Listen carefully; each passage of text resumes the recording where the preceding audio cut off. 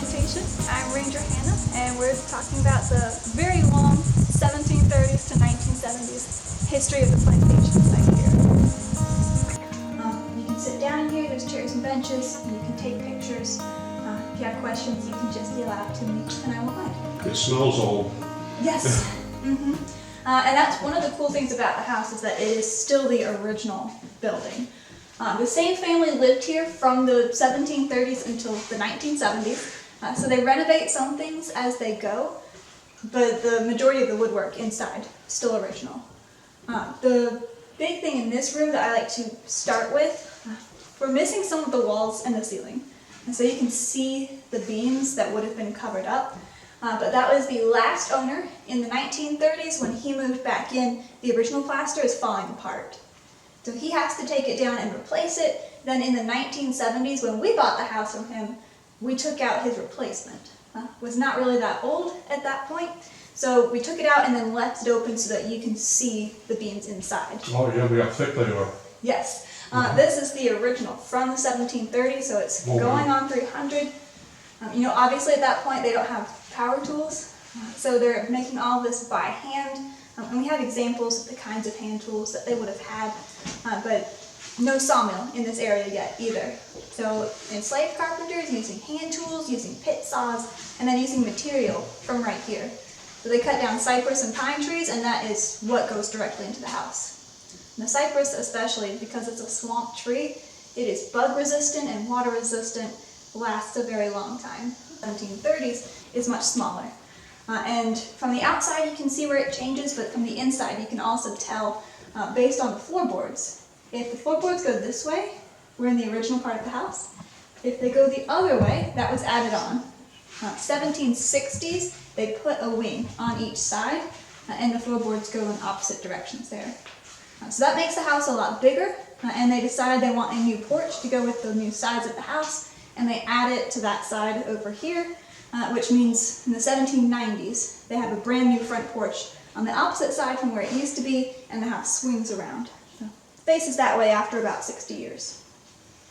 But that 1790s, that's the last big change to the house, but they're still living here until the 1970s, so they renovate, they change paint colors, they change rooms around. But last big change is that huge front porch. Are those closets? Kind of. The doors are really just there for symmetry. Okay. We keep both closed, and then you have a closet, but technically they go through to the other side, so they're pass-throughs. Oh, okay. Don't see a lot of closets in houses. Yeah, they told us that at Magnolia Plantation, because I guess they didn't have clothes hangers, was it? So yeah, stuff. there was no closets inside the walls, they were, outside. Yeah. Exactly, yep, so they're using pieces of furniture. They don't have Christmas decorations, vacuum cleaners, beach umbrellas, so they don't really need the closet space. But it looks good to have a door on both sides and have it be symmetrical. So they put all of these extra doors in, which we use as closets or for air circulation, but the original intended purpose is so Daniel Ory Jr. at the top is the first person that we know definitely lived in the house. If you are up in Ory County, that is named after his cousin. So originally this is a French family. They settle in this area. He becomes a rice planter and gets married to Harriet Pinckney. And the Pinckneys are a big South Carolina family. Harriet Pinckney is the daughter of Eliza Lucas Pinckney. She made indigo a cash crop here, so she was already famous. She's got two brothers on Washington's administration, a cousin with a National Historic Site down in Mount Pleasant. Very well-connected family. The two of them have two children who are named after their parents, Daniel and Harriet. Daniel and Harriet. The original smaller house, it's a four-person family. The son, Daniel III, who inherits the plantation when his dad dies, is living in France when he gets it. So he's not planning to move back from France and his family there, and he stays there. His mother runs the plantation for him for 30 years. He visits one time, but that's it. So he stays in France. When he dies there, his sister ends up with the plantation instead. So that is why the last name changes. The younger Harriet, who gets it, gets married to Frederick Rutledge. After that, they all have the last name Rutledge. So still technically the same branch, but we switched to Rutledge here, which was another big one. The Rutledge who married in, he's got an uncle who signed the Declaration of Independence, his father's a Supreme Court justice, etc. So another very well-connected family. And they get a lot bigger here. Harriet and Frederick have 8 children. So to really streamline it, it goes to a son who gives it to his younger brother, Frederick Rutledge Jr., 3rd generation to own it. He gets married to Henrietta Middleton. It's another big one. You can still visit that plantation. They also have 8 children, but they mostly have daughters, and it skips past the girls and it goes to their son. Henry Middleton Rutledge, 4th generation to own it. He's the 7th out of 8 kids. Excuse me. Go ahead. Temple.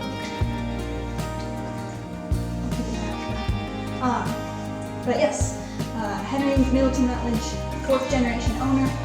He has 6 children. He leaves a share to all 6 of them in the 1920s, including his daughters, but his son, Archibald Rutledge, buys out his sibling shares. So then Archibald Rutledge is the last person in the family who owns it, 5th generation, and then he sells it to the state in the 1970s. But he is the one that I mentioned that started renovating in the 30s. This one was his bedroom. This one is a good example of the room that they changed and used for something else over the years. Originally, this is a dining room. In the 1930s, it's a bedroom. It's a pretty nice sized bedroom. But when they add this on in the 1760s, it becomes their new dining room. They want this one to be a little bit more impressive, and they put in a nice tall ceiling, which looks good and also helps a little bit with the heat. Hot air rising up, keeps it cooler down here. But they're so intent on having this tall ceiling, having it be more impressive, they are willing to sacrifice a room upstairs, which you can see up through there. On the 2nd floor, there's a space, but it's not a room.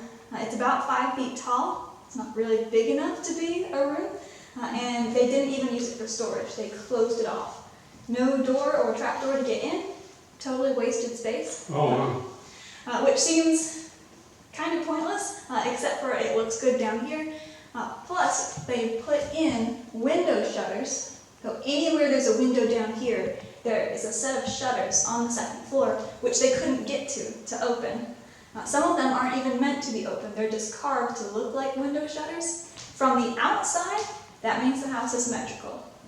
So that's another place where they're really valuing symmetry and looks over actually being functional. Never open these shutters, but from the outside, when you look at the house, there's an even number of windows on both sides, and that's the most important thing. A big thing with Georgian style architecture has to be symmetrical, even if it doesn't actually do anything. Are the windows original, the glass? Yes, a lot of them. That's another thing with this family being in the same place for so long. They replace them over the years. We try not to replace any unless they break completely. So there's a very weird mix of the older and newer glass.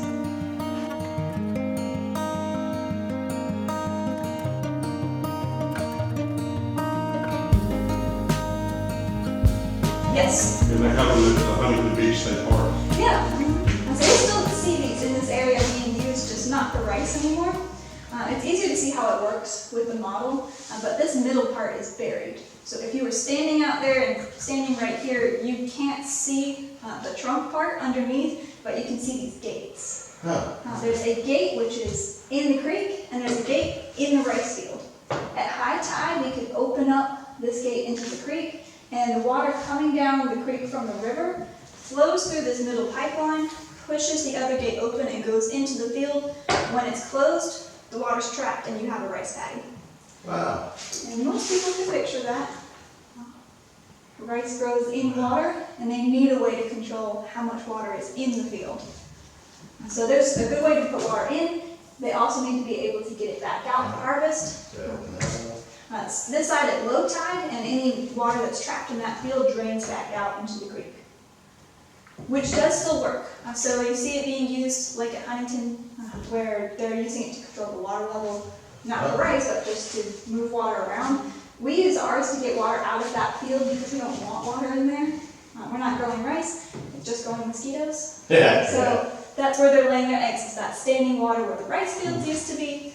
So after it rains in the summer, low tide, we open up this side. One of the things about the rice. That's that Carolina gold. Yes. Yeah. It's big. It's a fairly large variety, and this stuff, when it's first harvested, it's kind of a yellow color. So it's golden, plus it makes a ton of money in the Carolinas. Still? Not this variety. Okay. This variety is kind of sensitive to salt water. There's also this one company in the state that still grows this. Really? And where at? They're up in the water impoundments at Lakes Marion and Lake Okay. Symmetry. Which wasn't in the old days, because Lake Marion is Man-made man-made lake, yeah. and they're actually the reason that the water is salty here now. When they built the dam up there on the Santee River, it means that it's not pushing out as strongly as it used to, and that's where the tide is coming up further. So when they built that dam around the 1930s, that's when the water changed here, and they couldn't grow rice anymore. Wow. All because of that man-made dam. It's huge. It was already on the decline for financial reasons and storm reasons, but that was final nail in the coffin. They stopped growing rice commercially here after that. But they do grow rice with the salty water version? I mean, rice will grow in saltier water? It depends on what kind of rice. Okay. This stuff, no. But certain kinds of rice do? Wild rice will. So we have wild rice that's growing wild out there now, but that's just not what they grew on. Every grain still has the husk on it. I didn't know that rice grew with the husk before I started working here, but every individual grain has that covering. Humans can't eat that. So not only are they growing it out here, they're also processing it. But to get that husk off, they grind it with a mortar, just like one you'd have in the kitchen, but a lot bigger. There is a hole in the bottom of this that is not supposed to be there, so if you poke your head over, pretend you don't see a hole. That was some very enthusiastic third graders who knocked the bottom of this out.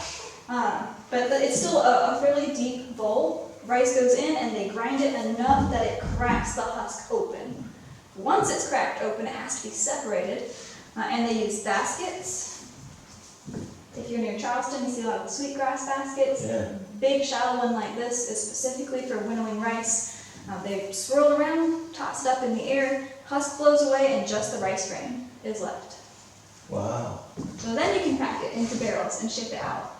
They sent a lot to England, and England turned around and sold it to other European countries. But a lot of it stayed here, so they ate a lot of rice too. Yeah, I imagine. Fed the whole farm. Is it only a once-a-year crop? It takes pretty much the whole summer to grow. They would stagger it so that there's always a little bit more to harvest. But once a year, it will reseed itself if you let it, but they maintain more control of the field than that. They would just burn everything and start over. Yeah. That was all the slaves. Yes. Labor. Yep, so 160,000 pounds of rice, that required about 300 people. At that peak, that's a huge number on just this one family's plantations. Right now, it mostly just looks like a marsh grass. By the end of the summer, you see grains at the top. It's very similar to wheat. To wheat, yeah. Wow. That's amazing. You'd almost think it was. Do the birds like it? They do. They can eat the husk part too, so rice birds can get through a lot of rice in a field in very little time. Now on the other side of the house, the worst damage that you can see, there is a fireplace in the ballroom that is coming up a little bit from the floor, and that's because of an earthquake. Oh, wow. So if you're in Charleston, they talk about this 1886 earthquake is the biggest on record to hit the East Coast, 7.2 on the Richter scale. That destroys a lot of Charleston. So if you're in the city, there are buildings where you can see earthquake rods jammed into the side. They feel that out here too. And that corner of the house, the very heavy brick in that fireplace moves a little bit, comes up from the floor, and you can see still where it's coming up and then a crack that goes up to the ceiling. But that's about the worst damage that's ever happened to the house. It's still in pretty good shape. They didn't use rods in this though. They added some rods on this corner. You can't see them from the outside, but if you're in the room above this one on the second floor and you look up into the ceiling, you can see some metal rods that they added in. All like in the late 1800s or something, when they thought that it worked.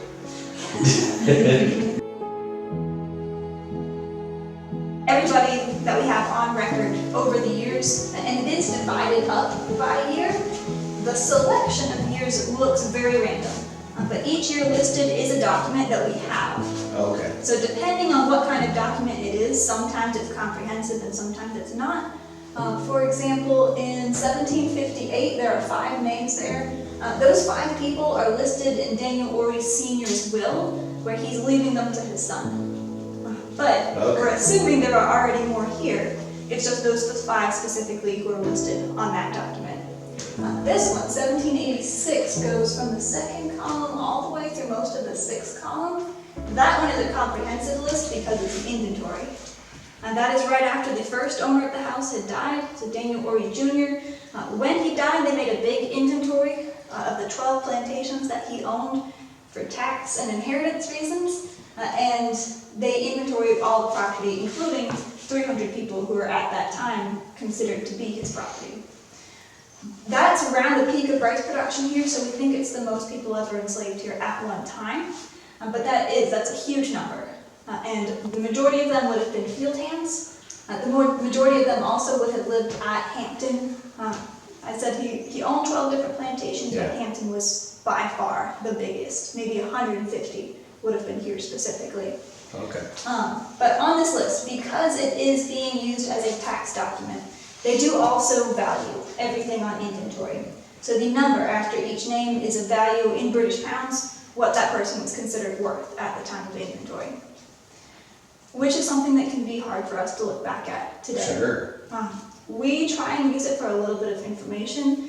We don't have a lot of first-hand accounts, but you can guess something about the person based on what the number is. A very low number is somebody who is not able to do that work in rice fields, for whatever reason. So there's somebody named Hope, valued at 1 British pound. She's older, very, very young, some kind of disability where she can't go out in the fields, and that means the lowest number possible on an inventory.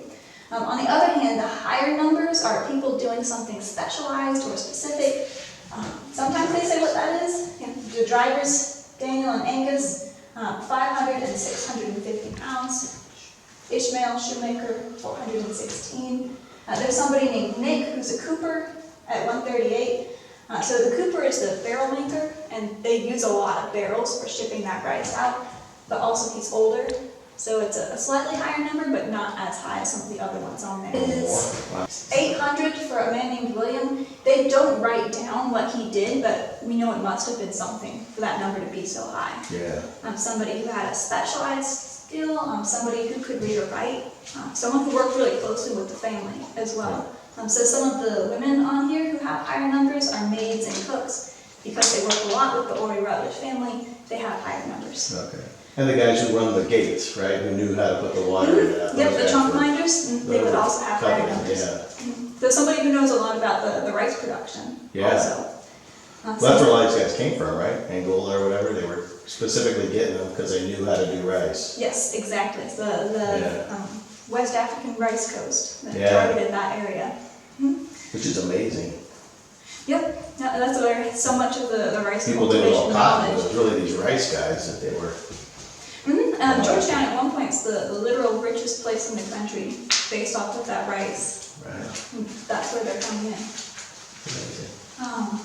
For comparison, on that inventory, altogether, all the 300 people on that list were valued at a total of about 15,000 British pounds. That's something like $3 million in today's money. On that same inventory, they value all of the furniture in the house. And we're in the house, so you can see it's pretty big. They're a wealthy family, so they've got some pretty fancy furniture. Total value is about 800 pounds or $100,000. So that's much less. Actually, that's about the same as just the one person. Yeah, the one person was making $100,000.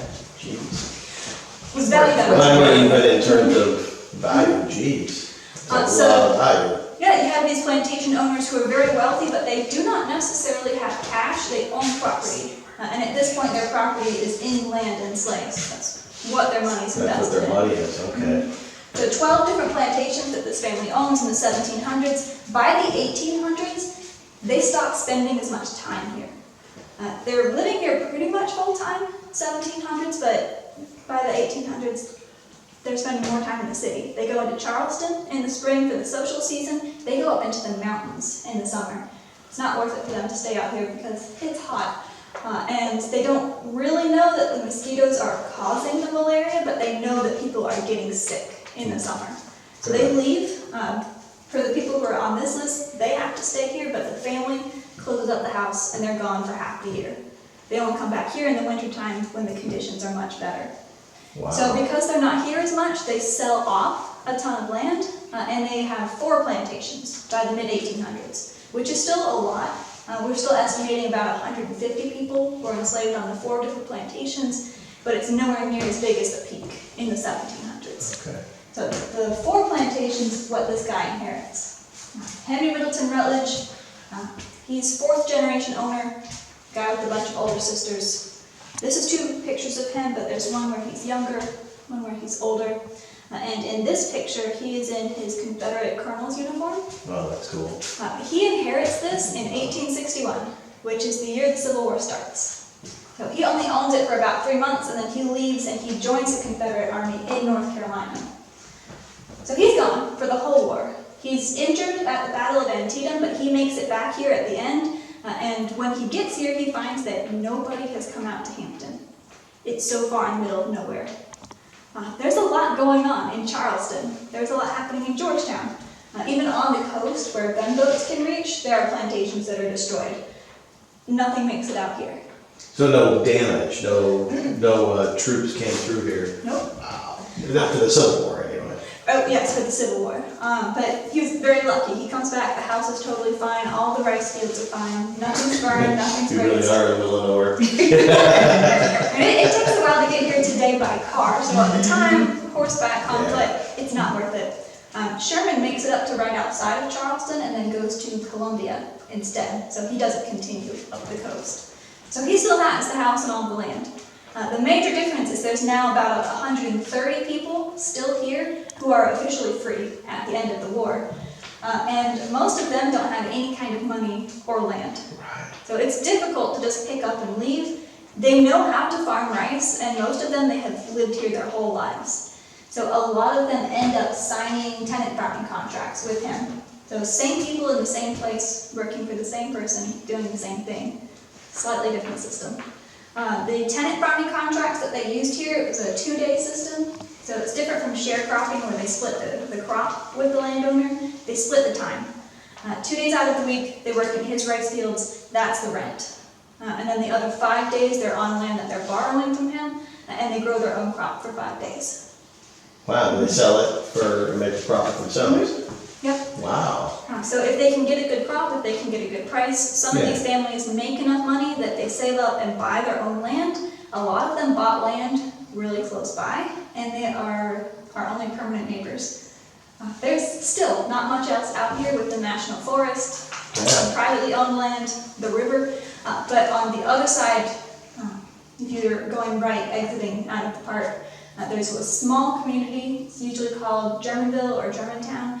That's land that tenant farmers bought in the 19-teens, and it's still their descendants who live there, who would be descendants of people on this list. Wow. The land on the other side of us, going back towards the highway, is still owned by Rutledge family descendants, so they stop by sometimes. We have people in the area that still have this connection to Hampton. Wow. Rutledges. Mm-hmm. That was because 1880s and 90s we hit our second industrial revolution, and farmers can start using tractors, which works great if you have solid soil.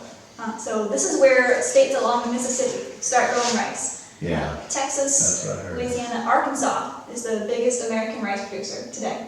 They're growing rice, they're using tractors, works great. You can't use a tractor out here. If you try and put any kind of heavy machinery onto pluff mud, it will sink in like quicksand. Called pluff mud? Mm-hmm. Now, it is basically marsh quicksand. So they couldn't put tractors out here. The tenant farmers are still working by hand, and then they cannot compete with the prices for places that have mechanized. You know that some branches of families that were enslaved up at the Alston family plantations end up here because there's a family here, an African American family with the last name Alston, that ends up being a big part of the park's history. I've got a picture of that I'll show you too. Pink beans here too? Mm-hmm.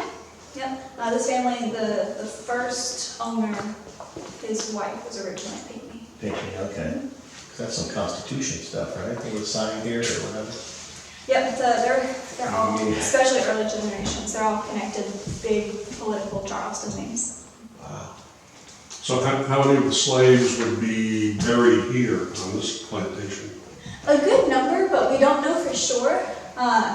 When they did those burials, either they didn't have markers or they had markers that weren't really meant to be Well, they would just put a little stone. Exactly. So we also know that after the war, the tenant farmers who stayed on, they know where their parents and their grandparents are buried, and they kept using that same area. Early 1900s, they also start putting up stone markers. So they're in the same area, but some graves are marked and some aren't, and there are still descendants who use that graveyard. And so because it's actually still an active cemetery, and because it's sacred ground, we're not digging out there, but we have done some radar and found that there's a ton of unmarked graves in that area. Where's that, on this plantation? Yeah, and the easiest way to get to it, as you're leaving the park, if you're driving out, you'll see it on your right, and there's a place to pull off. And so the graves that you see today are the more modern Big ones. ones, yeah, I saw that. Yeah. It's like flowers on it or something, too. Yeah. They're old. So Archibald Rutledge, in the 1930s, buys out his sibling shares the property and then moves back in here. And when he does that, Great Depression, retired English teacher, no more rice. So he comes back and the house really needs to be renovated, and he has all of the land with nothing growing on it, and he's retired. So he doesn't have money where he can pay somebody to repair the house for him. He just starts renovating himself. Wow. He is the one who took down the original plaster in here, and then the replacements, some of that we took back out. So rooms where you see into the walls and the ceiling, that was something that we did, but it had already been replaced by him renovating in the 30s. He also goes and gets his neighbors to help him with this, and this quote kind of talks about that. His neighbors are the tenant farmers, so Germantown, down the road. Okay. They're families that he knew from when he was a kid. There were still tenant farmers here when he was growing up here.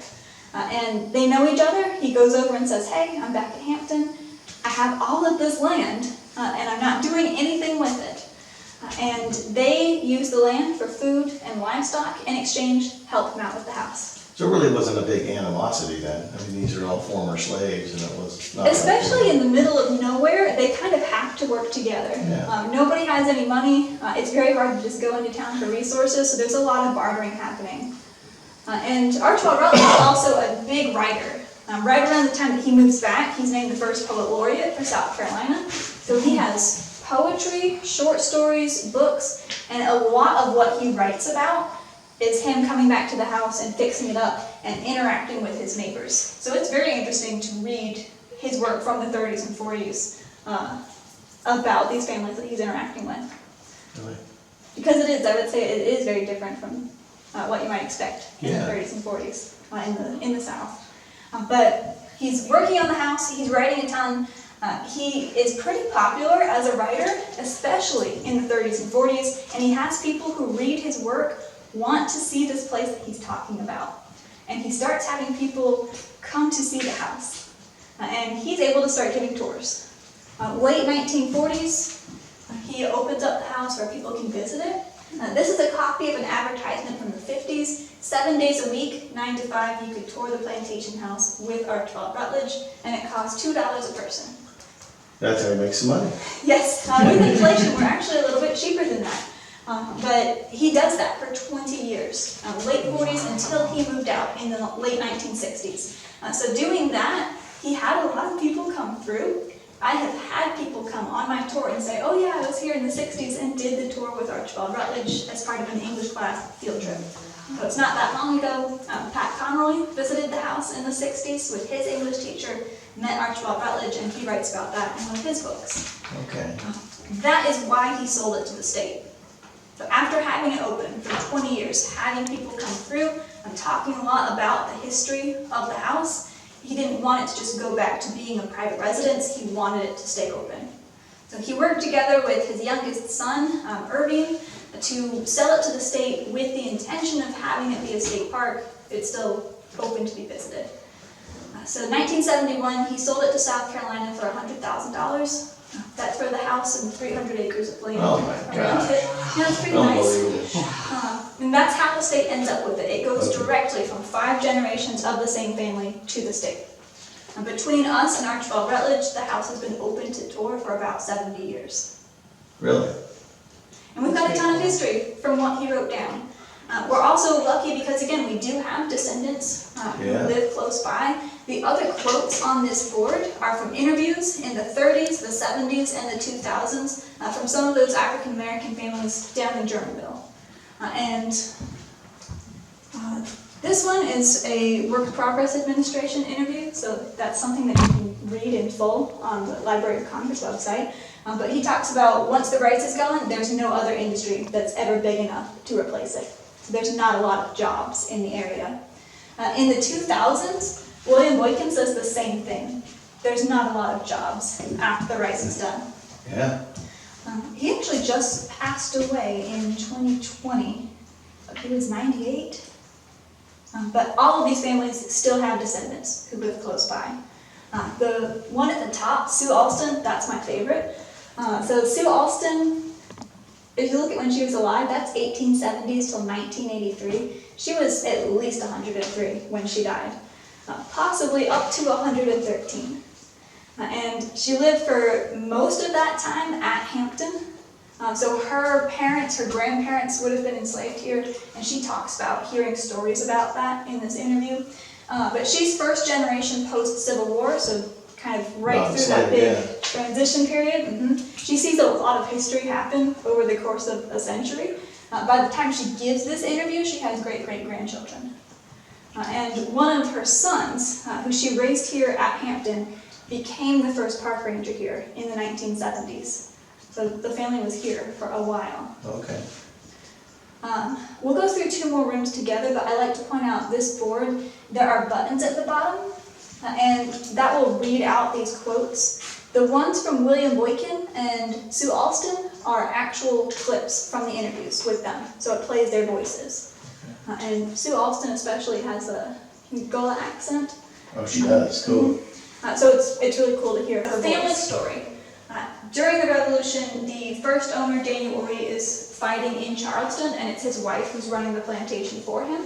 And supposedly she gets a visit one day from Frances Marion, comes out of the swamp and asks, "Do you have anything that you can give us while we're hiding out?" Yeah. And so while her husband is gone, she had been providing things like cattle to the Patriot side.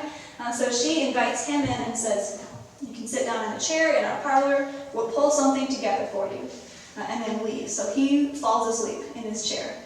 And while he's waiting, they're planning to just let him sleep because he's the swamp fox and he's exhausted. But they get word that the British are coming to the house.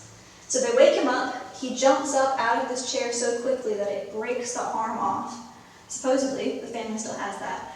But he runs out this door, which takes him to a pass-through that goes right to the back door where we came in, and he swims across the creek and hides in the rice fields on the other side. So when the British get here, there's a bunch of food prepared for somebody, but there's no swamp fox. So they take the food and some books from the library, and then they leave, fortunately without burning it down. Yeah, I was gonna say. Wow. Possibly true story, and that's a story that's been passed down for a long time. He was hiding around in those troops. Right, he would have been right River nearby. and yeah. And he's involved in a battle that's less than 5 miles away from here. Oh, okay. And Lafayette was close, because that was one of those Right, guys right that in helped him. Georgetown. So there's a lot that happens in this area during the Revolution. That's crazy.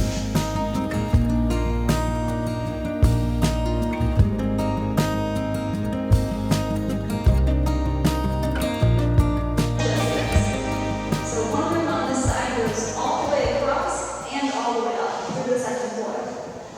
Because it is so big, it has some very nice acoustics. They want this one to be the most impressive in the house. So it has the tallest ceiling, it has the dome, dental molding going around the edge. The walls are actually paneled and not just painted to look like they're paneled.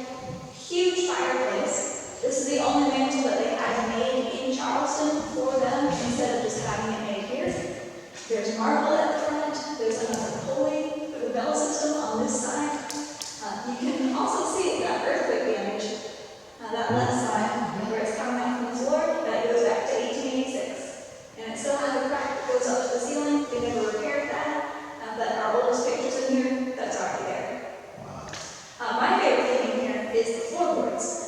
Almost all of these are one long piece, so very tall trees go into this. No ceiling. It's about 3 feet. Can't buy all of that alone anymore.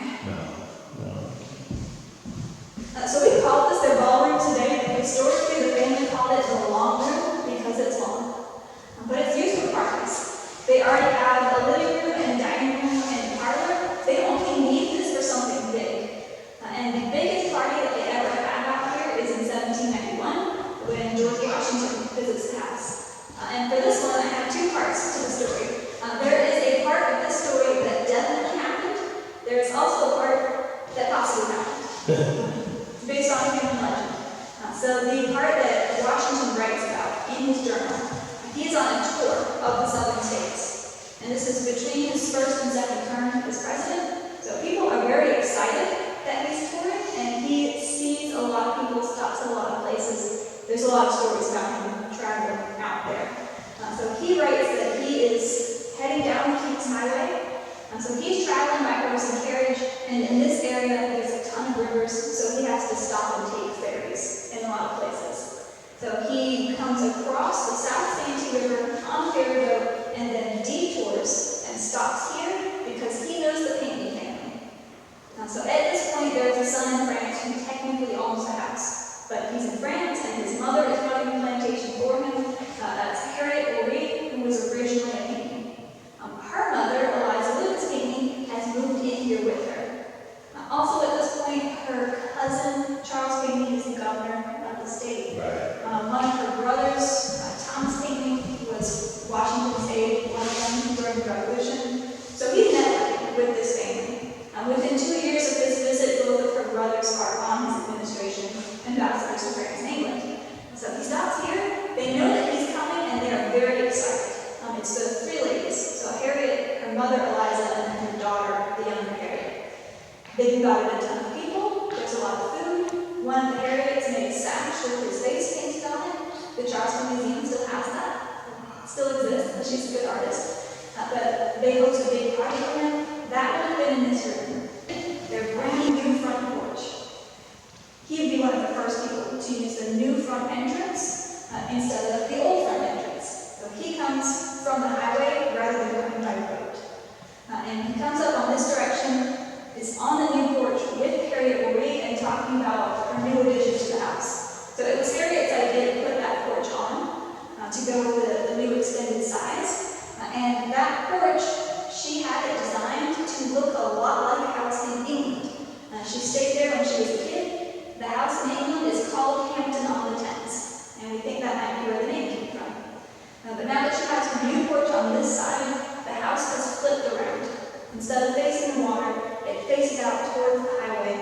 And what used to be the backyard is now the front yard. And her next big plan, she tells him, is that she is going to landscape out here, so it's more impressive. It looks more like a front yard as people are coming up to the house. First problem, there is a tree. And the tree was totally fine when it was in the back. Now it is smack down in the middle of the front yard,